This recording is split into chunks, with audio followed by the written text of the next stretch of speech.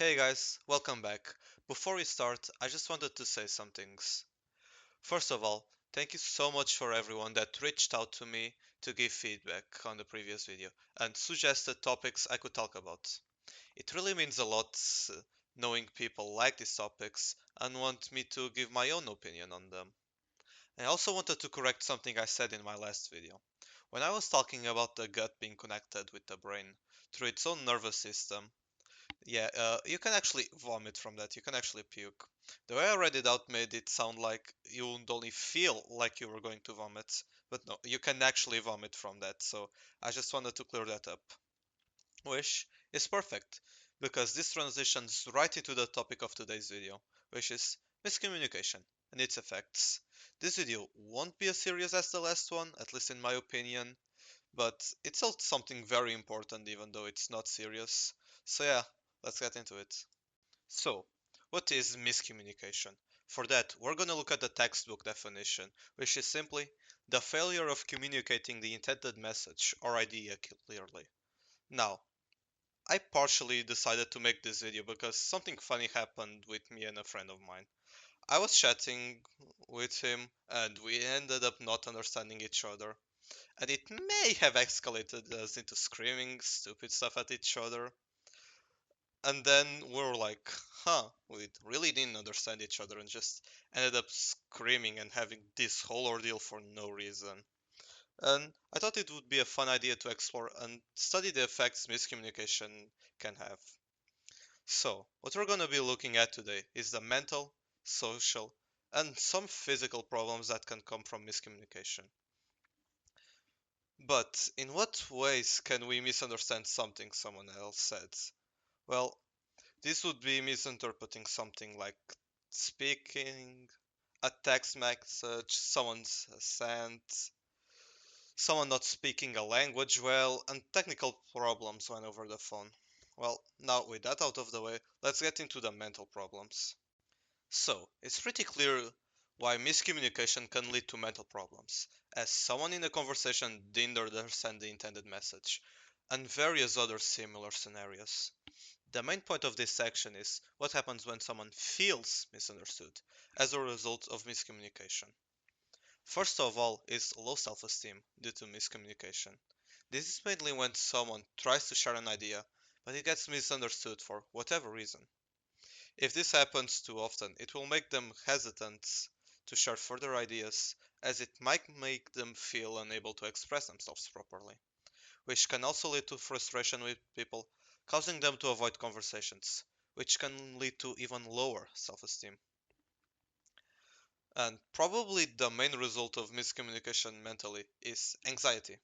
This one is fairly straightforward, as I believe this has happened to most people, but someone can feel anxious because maybe they're afraid of how people perceive their messages, since the other person might have not understood its points. They might worry if they didn't give clear instructions, which can lead to fear of causing someone else to make a mistake. They might worry that they offended someone they didn't mean to. And even if someone doesn't respond to not understanding what was said, will probably cause some anxiety. And to wrap this section up, we're gonna be talking about our classical overthinking. This one ties in a lot with anxiety, as these usually come together. When we overthink, we get anxious. And when we get anxious, we start overthinking. This one mainly comes from a person said being open to interpretation or not being clear enough, which will end up causing whoever the message was intended for to overthink and to explore every little possibility and every little meaning of the said message.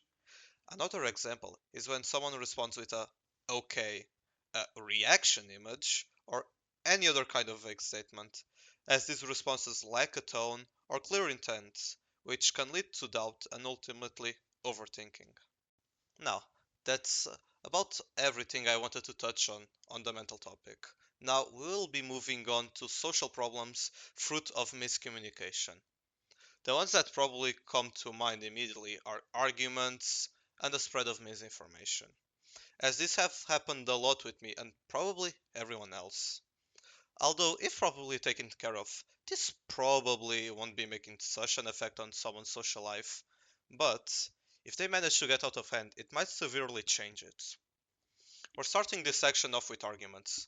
Obviously, arguments start when two or more people disagree or something, which, in our topic of miscommunication, can happen very easily.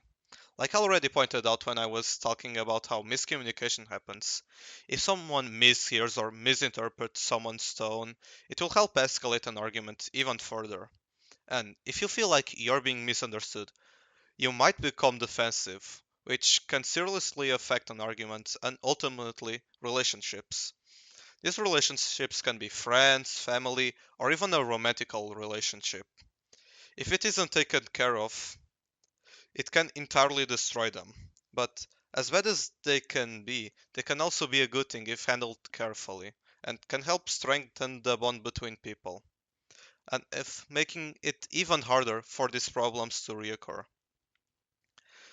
So, next up we have isolation due to miscommunication. Now, this will happen when someone feels like they are misunderstood or struggle to express themselves.